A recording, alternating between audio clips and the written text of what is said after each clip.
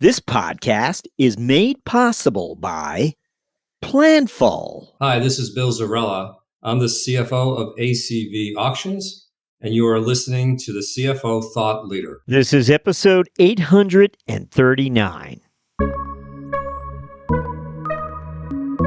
We have what are called levers, and those levers are the areas where our operations team can focus that really move the business. So there are a number of levers within the business, 5 or 6 depending on what role they're in, where the directors, the operational directors who have a large span of control of the operations of the company, they know what those levers are and they know how to move them up or down to either accelerate or slow down the business and the profit margins and how each of those impact the business. It took us a while to get there. But we've developed them and we provide them on a regular basis so that our operators can operate the business more efficiently and effectively. Hi, it's Jack. I just wanted to mention up front here, the interview you're about to hear was recorded at Sweet World last week in Las Vegas, where the folks at Oracle NetSuite were kind enough to have us sit down with a few CFOs. So what you're about to hear is the first of a number of CFO interviews that we recorded at Sweet World. We hope you enjoy it. On today's show, we speak with JJ Pace, CFO of Service Pros Installation Group.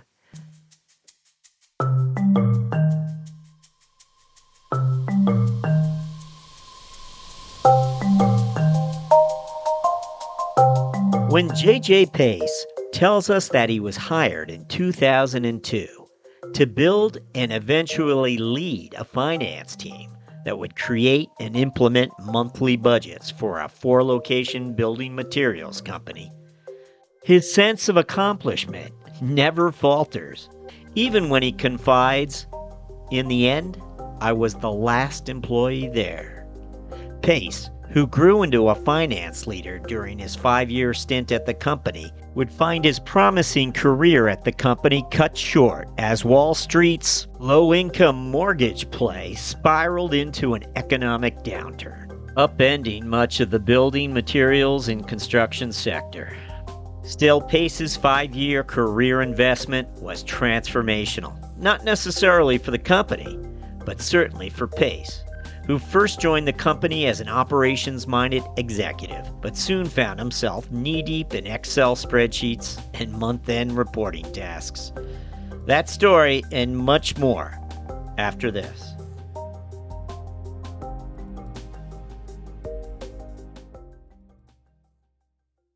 With so much change around us and your need for increasing agility, you have to equip your team to win, and you have to do it now. Join over 1,300 companies of all sizes using Planful to help plan and execute with greater confidence. Planful integrates your critical financial processes to serve the data you need, insights you demand, and the answers necessary to manage your business optimally. Planful lets you plan better, close faster, and report more accurately. And Planful's not just for finance and accounting. It's for the entire business to plan, collaborate, and drive increased financial performance. Take full control of how you administer and manage all of your financial processes and data, and put finance first collaboration at the heart of every decision. When finance is a team sport, you can be a champion. With Planful, you'll be a champion of finance. Get in the game by going to planful.com to learn more.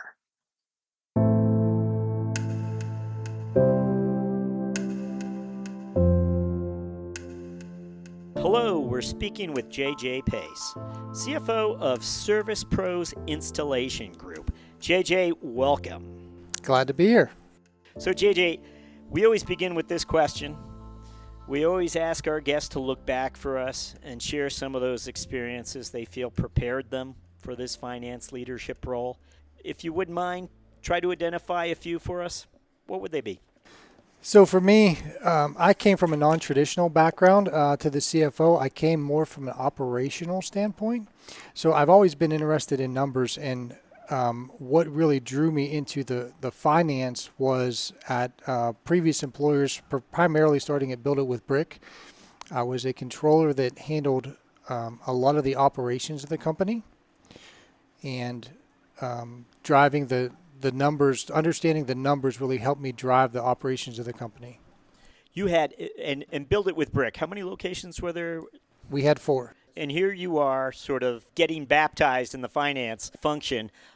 Did you have to consolidate all of what those 4 locations were doing, or? Yes, so there were 4 independent locations running independent P&Ls. So we ran independent P&Ls for the GMs, and then we consolidated those P&Ls into one corporate P&L. And again, like you said, you came from the operations side, and I think you were there 4 or 5 years. Yes. When you do leave, are you a finance executive? How do you characterize yourself as you step out the door? As I step out the door, I would say I was not a finance executive, but I was a finance leader. I led the business by looking at the numbers, and it really helped codify how we operated the business. Unfortunately, that business was caught in the downturn in '08, so that business ended up closing. I was the last employee there, but it was a great learning experience. Wow. Tell us a little about that. The building sector got hit really hard with the downturn. So it was obvious. You saw it coming. Unfortunately, at that point, there was nothing we can do. There was a relatively small business that was undercapitalized to ride out the downturn at the level that the downturn ended up happening. And the decision was made to close the company and liquidate the products. You stay within the construction sector, however? I do, yes. I really, in the area that I live, the area of the country I live in, near Charlotte, North Carolina, construction is a big part of the world down there. So construction and building is where I've made my home, and I've stayed in that. Build It with Brick, you were the controller. I was. And was there a CFO, or really you were the top finance person? I was the top finance guy. So when I arrived, there really was no finance department. So I was kind of the first employee on the finance side, and my job was to basically build the finance team from scratch, which I did. There was a recent acquisition that added 2 of the locations, so we consolidated those, and we really built a finance team that could run what was at the time an expanding brick and building material supplier. And help us understand how you position yourself for, CFO roles in the future, especially coming after the downturn. We know it does take a while for this sector to return. What would you tell us? What really transitioned me was when I went back to school for my MBA. Did that happen during the downturn? Was that a good opportune time to do that? Yeah. It happened afterwards, okay. Yes. Yeah, not long afterwards. Went back to school and got my MBA, and that's really what really put me on the finance track, if you will. Had you always planned to do that, or did something point you that direction? So it's an interesting question. I'd always planned on going back to school, but I wasn't sure what I wanted to go back for. I like to learn and grow, and the MBA program at Queen's University in Charlotte, I was able to be a Wireman Fellow there, and I got my MBA with a finance concentration, and that's really what put me on the track to stay in finance controllership and eventually end up in the CFO. So the current organization, Service Pros Installation Group, I just want to point, you've been there 9 years. So a lot of growth happened there, and you've been there since 2013. So let's find out about that organization. And I know it's a number of different businesses, but I'll let you explain it. Tell us about this company. Yeah, so Service Pros Installation Group is a flooring installation company that services Lowe's Home Improvement. We have 68 locations spread out across 16 states, and we install the flooring that Lowe's Home Improvement sells. Carpet, hardwood, vinyl, laminate, tile, any product that's sold as an installed flooring product through Lowe's, we do the installations for. We service approximately 1/3 of the Lowe's stores across the country, primarily focused in the Southeast and Mid-Atlantic states, as well as along the Gulf Coast. And that is the largest of the companies that the owner owns. There's a couple of other companies that I act as a CFO for. Each of the companies has its own controller. And the other company, one of the other companies is Emergency Restoration Experts. It is a multi-location fire, flood, mold remediation company. And the third company is Preferred Floor and Tile, which provides flooring installation primarily focused on a single-family rental markets in multiple locations across the Southeast. And currently, as a finance leader, you span all of these businesses? Correct. As a I'm the finance. CFO over the umbrella of businesses. Okay, so can you tell us, just curious, as far as where the growth might be? Can you give us any? So it's been a fun ride. Over the last 9 years, the CAGR has been 52.9%, which is a heck of a run over 9 years. We expect that to slow down a bit over the next few years, but as we grow, we see tremendous opportunities in the restoration company and also in the flooring business, preferred floor and tile. And is the Lowe's relationship, is that, again, exclusive in your area? Is that what? It is. We are exclusive to Lowe's. So the Service Pros business is built around the Lowe's customer. Lowe's is our sales and marketing arm, essentially, and we're their installation arm. So we operate and we service the same customers that Lowe's services. A customer walks into Lowe's, they buy their product from Lowe's, they pay Lowe's. Lowe's then contracts with us to perform the installation. We perform the installation and Lowe's pays us. So 9 years, a lot's happened. This business is much more complex than it was 9 years ago. One would imagine you're trying to look into multiple businesses on a daily basis. Can you tell us how you're keeping track of those businesses, how your lines of sight are able to, understand how they're performing? Yeah, it's really interesting. For me, KPIs are extremely important. We need to know what KPIs move the business. Focusing on the right KPIs, and you can basically boil it down to 5 to 10 KPIs per business, and focusing those on those on a daily and weekly basis will tell you what the business is doing. It'll tell you where the business is at and tell you where the business is going. Knowing those KPIs, developing those, and getting insight into visibility in those KPIs is what allows me to look into different businesses. So can you give us a sense of how maybe those KPIs might have evolved over those 9 years? Is there a KPI today that's like your go-to measure, and yet 5 years ago you never paid attention That's to? a really good question. I think where my mindset is today is the most important KPI for us is knowing our unit economics. Being able to understand our revenue and cost for each unit and how that helps us scale the business is the most important piece, I think, of what we do on a day-to-day basis. And how have you made that visible to you? How are you tracking that today? So right now, depending on the business, we do weekly reporting and daily reporting. So we have reports. We use Oracle NetSuite and Service Pros Installation Group, and we have reports that we run daily that shows us exactly where we stand for the day and the month and the week. The other businesses use other software and that are specific to their industry, and we look at those specific metrics through the lens of those softwares as well. Now, have you also been able to educate different parts of the business by making certain numbers more visible to different functional areas or even salespeople? Absolutely. For us, if we want to talk specifically about Service Pros Installation Group, we have what are called levers. And those levers are the areas where our operations team can focus that really move the business.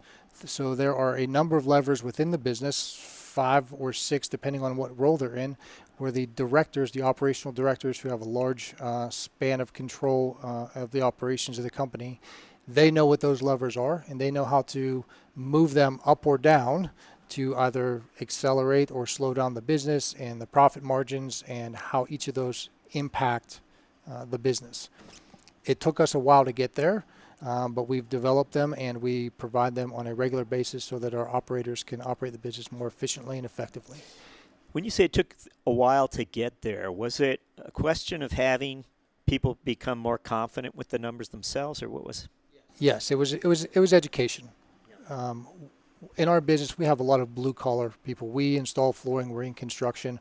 Most of our employees and subcontractors are very blue-collar and really think about focusing on the customer first, which allows us to be successful in our customer relations. But there's a balance between the pendulum swinging too far to the customer side and staying too close to the company side. And we helped educate our directors in a manner that allows them to understand how you balance the two, the customer's expectations and the business expectations.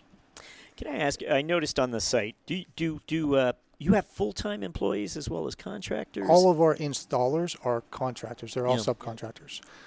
That's pretty normal in the flooring industry. What we have for employees, we have about, between the companies, about 500 or so employees, and they're primarily project managers, customer service, general managers, regional directors, things like that. Can the economy is a funny thing, and we're all trying to read the tea leaves, but we are led to believe the inflation, there could be a little bit of a downturn. How is the business being impacted, and what would you tell us? How are you responding to the uncertain environment? So it's really interesting for us, since we were in the construction business, specifically talking about Service Pros Installation Group. During COVID was our best year ever from a revenue standpoint. People were stuck at home. They were doing projects around the house, and one of the most impactful projects is flooring, updating your flooring. We had nearly 20% increase in number of installations during COVID. So we're coming off a peak. What's been really interesting for service pros particularly is coming down off of that peak. What we saw during COVID was a lot of margin compression because the demand was so high for our subcontractors that they were able to demand essentially whatever price they wanted for their services.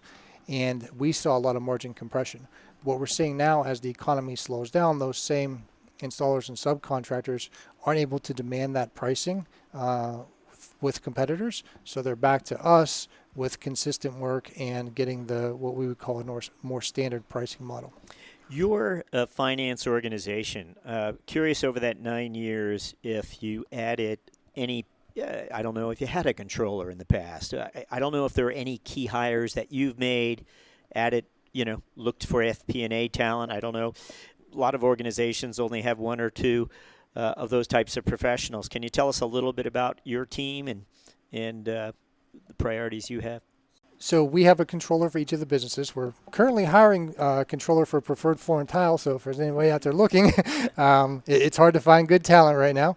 But we have a controller at each of the locations that handles the day-to-day functions, month-end close, your AP, your AR.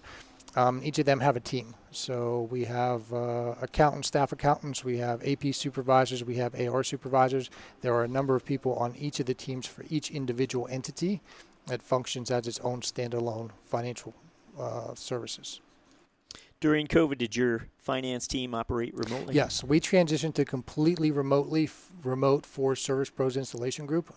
We have a wide footprint there. We have people spread from on a finance team from Florida up to Charlotte, and they're all 100% remote. Anything surprise you when you did that and how the teams operated over that time? I was surprised by how well we had business continuity. I have a great team. I've invested in my team over the years and developed them and worked very closely with them over the past 9 years. And frankly, we didn't miss a beat. Once we transitioned to remote, our employees like the remote. We still get together quarterly. We have a quarterly lunch. We have monthly Zoom calls. So we stay in touch and keep everybody on the same page. And we're a really tight-knit group of extremely talented and hardworking accountants and finance professionals. JJ, we're up to our finance strategic moment question, which is where we ask you just to pluck one moment of strategic insight that you've experienced during the course of your career. And we know there have been many, many times that you've had insights along the way. But we're hoping you would share one with us. The idea is to reveal how finance is playing a strategic role in business. Anything come to mind when we ask for a finance strategic moment? I would say at Service Pros, one of the strategic moments for finance was the decision to upgrade our accounting software from QuickBooks Enterprise to NetSuite Oracle. The transition had to be made prior to our growth and had to read the tea leaves and not do it too soon, but have it timed exactly so that we were into our growth cycle, so that we could scale the business and not have to add additional finance staff to make sure that we're able to accommodate the additional volume that's coming through. We do a lot of jobs every week. Most of our jobs are a day or two, and the transition to NetSuite allows us to efficiently process payables and receivables for the approximately 5,000 jobs a week that we perform.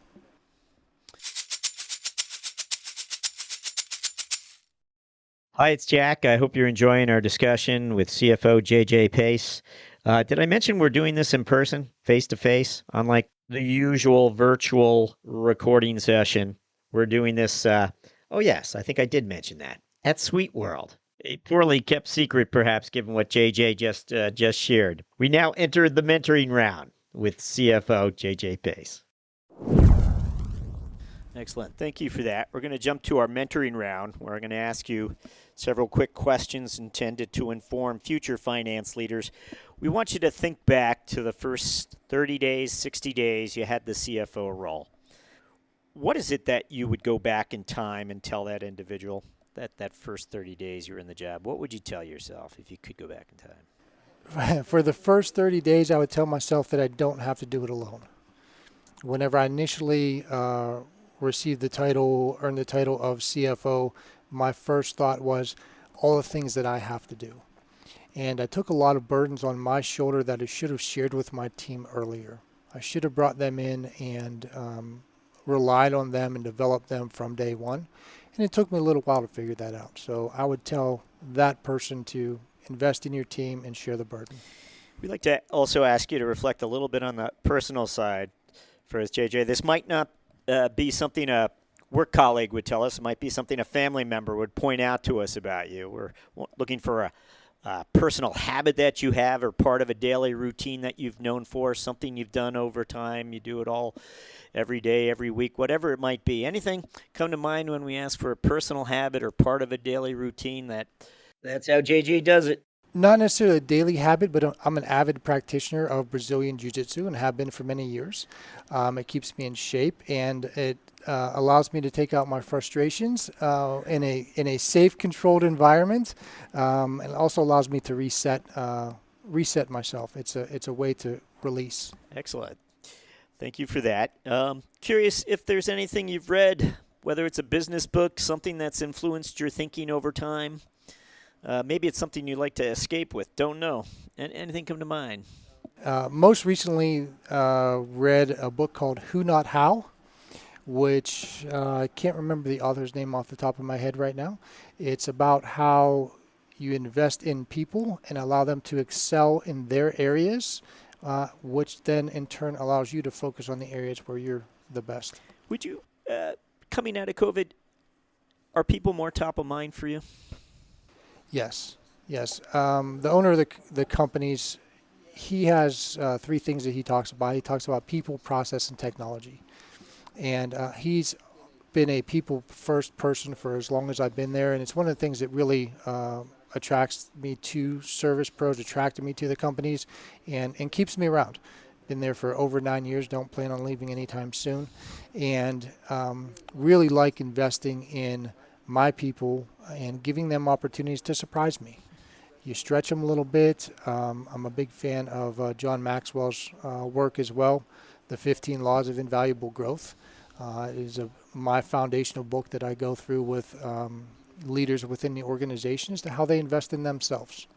Currently going through that with one of my controllers. Well, we're up to our final question. This is where we ask you to look forward finally for us, and we'd like to know what your CFO priorities are over the next 12 months. What would those be? So over the next 12 months, we are expecting a tremendous growth cycle in a couple of our business. So right now I'm working on building a team that will allow us to execute that. Nice and tight. JJ, thank you for joining us on CFO Thought Leader. Thank you very much. I've enjoyed it.